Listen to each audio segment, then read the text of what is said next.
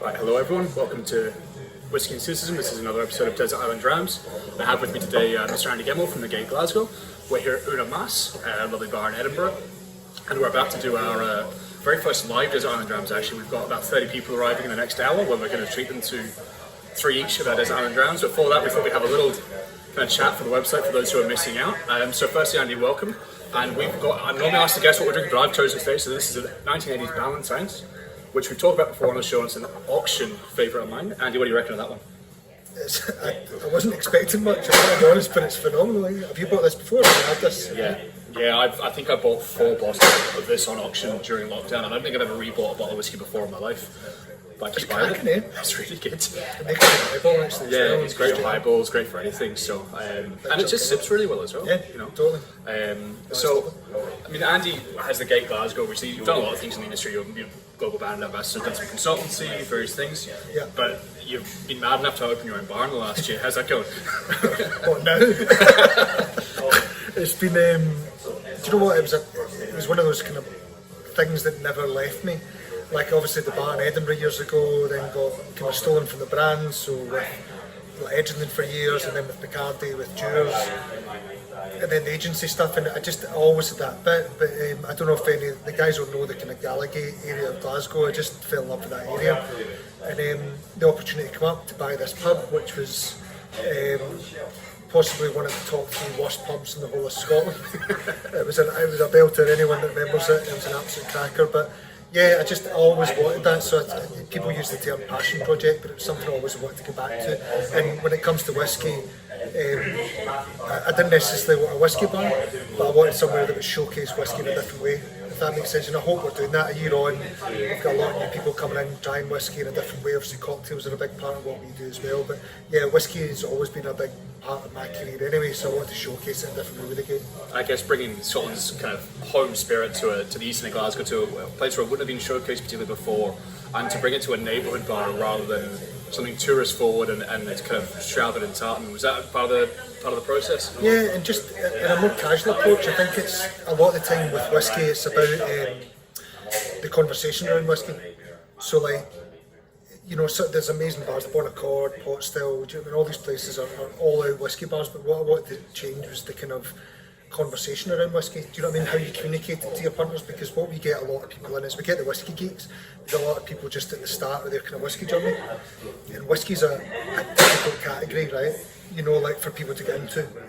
We've been in it quite a long time, so we can navigate our way through it. If you're just into the category and you want to understand it, it's a really difficult one to do. Sorry, that's not a gunshot. It's just we're not in the Gallagher. So there's a Ouija in town, so they'll try to chase me out of Mass. So basically, yeah, it was around the conversation, and I've worked really hard with the team there to even just not using words like fermentation, using words like phenols, and just, you know what I mean, like taking a lot of the bullshit away from. Stop saying yeast. Yeah, do you know what I mean? Because 99% of people don't have a scoop of what you're talking about. So let's talk about flavour, let's talk about cocktails, let's talk about a new way. We can still get geeky if you want to get geeky, but just change the conversation about it and actually take people. It's really quite cheesy, but we treat every single guest like they're on a journey, whether it's on that night or whether it's when they come back, and where we're going to take them next. Whiskey's perfect for that. Scotch whisky especially is like, you know, the range you can find within single malt whisky is phenomenal, so you can do that. Yeah. You know, so most of the time if they're on a kind of mainstream single malt brand, we can either keep them on that if they want to stick. It's like not like a card game. That's the way we think about whiskey, so you stick or twist. Yeah. Do you know what I mean? Yeah, so a lot of the time, so if they want to stick, that's totally fine, but if we can decipher what it is they like about that whiskey. Yeah. What, is it the flavour? Is it just the fact that it's a recognisable brand? All these wee touch points, we can then go, okay, let's try this. And because you don't want someone just to take them away out of their comfort zone straight away. You're trying to get them into the category, and so a lot of it's based around the customer journey. Yeah, absolutely. And I guess, you know, when you're talking about a meal to someone, you don't talk about the sous vide technique or kind of, you know, what temperature you're cooking it at. It's relevant. So talking about temperatures and all that. You know, we talk about flavour, we talk about kind of experiences with it, you know, when we're talking about anything else we consume. And it should be the same around whiskey, I think. Is it, I normally ask you what annoys the most about the industry. Do you think that's it? Is the kind of, for you, is it the irrelevant kind of discussions about whiskey sometimes? I don't know. I think sometimes whiskey represents the people that run it. which arguably sometimes crusty men in pink trousers. There's nothing wrong with that. I like crusty men in pink trousers, but I think that it represents that way. Do you know what I mean? And the way you kind of talk about it, and there's nothing wrong with that. The thing about what we have to remember is I've been very, very lucky to travel the world and see lots of things. And if you travel the world with whiskey, you realise that the things that we probably cringe at about whiskey is the things they absolutely love. Yeah. You know, the kilts, the pipes, all the kind of stuff that goes along with it, and they love the kind of geeky stuff as well, so they can't hide away from it. But I think in order for the new audience, I think what single malt or whiskey in general has to realise that you can be both. Yes. Yeah, do you know what I mean? Like, yeah, you something can to be all men. both. Yeah, So like, if you look at tequila's a great example. So tequila, like, there's proper tequila geeks. Yeah. But tequila's still a party brand, it's still cool, and you can still talk about things in a different way. And Rum as well. Rum's a great Have a example. daiquiri or 60% Jamaican pot still. That's it. Every other category manages. So I think what we have to get through to our heads is we can be both. Yeah. And it's really important we are both, do you know what I mean? Because I'm not one of these guys that's out there just going, highballs, drink highballs is the way to do it. You know, Do what you want. Do what you want. If you want a highball, fine, but Well, most of our guys that come in, the young guys and girls that come in and drink whiskey, they just drink it neat. You know, not even any water, and they're having a bit of beer with it, a wee half and half, and that's the way they enjoy it, because they've realised, I think the biggest realisation I've seen is with especially a lot of Scottish people is there's a realisation that it's on our doorstep, and they're getting proud of it, which is a really lovely thing for me to see, because it wasn't there 10, 15 years ago. Now they're starting to see that it's right on their doorstep, this is an amazing thing, and they're starting to learn about it and get into it, which is exciting, you know. Absolutely. And as you mentioned there, you have travelled the world a bit with whiskey in particular and bits and pieces. So, of what I'm sure many, what's your kind of favourite whiskey moment? When you pick up a dram, what do you think about? Or just pick one at random? Yeah, I've got a lot of stories. You know me very well, so I've got a lot of stories, guys. So, but I don't know. I think there was a pinnacle moment for me, I think, in changing because what I need to remember is I started in cocktails, so during the whole mixology boom and classic drinks, and that was my kind of background, was mixed drinks, and Scotch wasn't really on my agenda back then, because it wasn't the category it is now, kind of grown up. So I remember travelling to Japan and staying in Tokyo for a while, and going into a bar, and the Japanese bar, some of the bars in Tokyo maybe have like 5 people in it, as in that's all they can fit, you know, it's 5 people sitting. And this Mr. Oshii was the bartender, and he said, "Oh, you must drink Scotch, you're Scottish." And I was like, "Oh fuck, I just wanted the gin and tonic," you know what I mean? But you feel obliged, Yeah. So he brings out a big massive block of ice, and he creates this, you know, I'm talking about this was 2001, something like that, it's an old dam. And he brought this big block of ice, hand cut. Now you see it all the time, but hand capped me a cricket ball sphere of ice, put it in the glass, poured a Macallan it was, into it, and I just remember everything around it, you know, so it was probably the whiskey, the environment where it was, but it was the moment where I thought, shit, they're onto something here, they know what whiskey is, and the prestige and everything else that comes along with it, why am I not doing that? So it was a really pinnacle moment for me to kind of go, I'm going to go, and from that moment on I went back and learned everything I possibly could about whiskey and my homeland to be able to do it. So that's where the kind of button came from. When I saw it back in Australia as well, you know, you've been at a tasting where, in a trade tasting, the equivalent questions might come about kind of casks and bits and pieces, but the bartenders in Australia when I was back there 4 years ago were asking about yeasts and fermentation times and all that stuff, and it was always a bit elevated, but they saw before even the industry at large, even kind of whiskey highball things when they come in the last 2 or 3 years in a big way to our industry.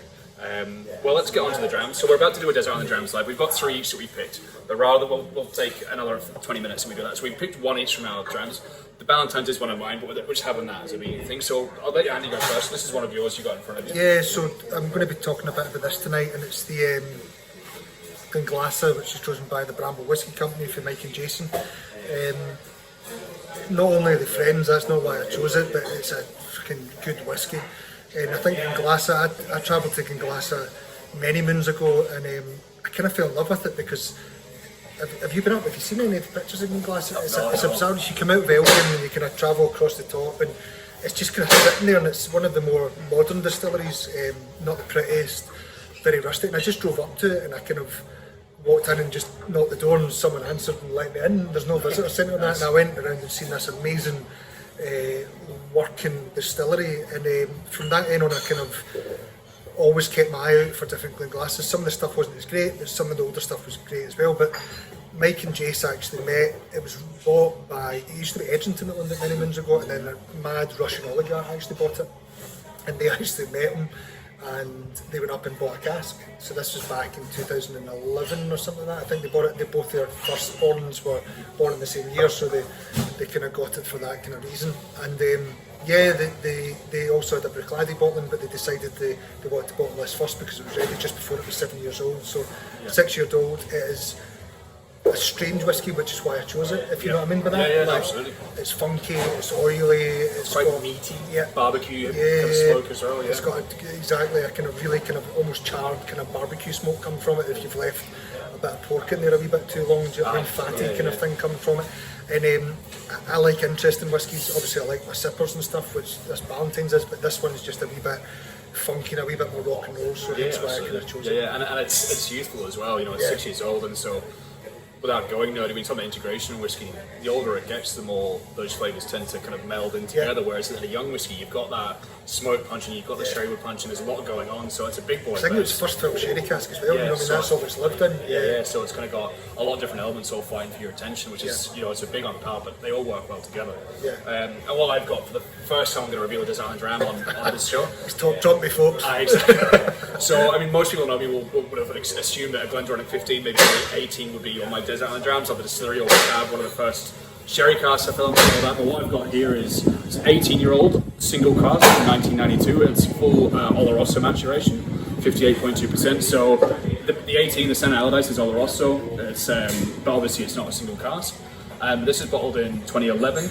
So not only is it kind of that edition, but on steroids. But if you are a bit of a GlenDronach nerd, you know that 92-93 was actually kind of seen as the glory years as well for the distillery. So that's so this is a bit of a rarity. So when it comes to proper desert island, if you could choose everything on no budget, this would definitely be mine, because I mean you can see the colour on it. I'm sure it's against that white background. You know, it's almost like tar. So it's an absolute belter.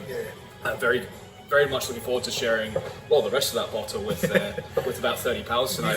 We got a little taste before as well, and I said to Simon, it makes me sound a bit mental, but he agreed with me. I don't know whether he's been polite, but like a lot of these big sherry guys, like there's almost like I always say it tastes like blood a little bit when you go in for it as well. And I think that one's just got this real kind of bitter, beautifully dry kind of sherry element to it, which is absolutely delicious. And I won't hate it. Irony kind of thing. Yeah, irony. Yeah, that's exactly it. From yeah, I think he's absolutely. Well, not even the guys in. I know he's already smashed me at this one already with that one because it's a beast. Well, for those who aren't obviously going to make it, Andy and I are going to have a 2-hour argument about these and in total 6 drams for some other people. But we'll be doing these events in the future, so hopefully we'll see you at one.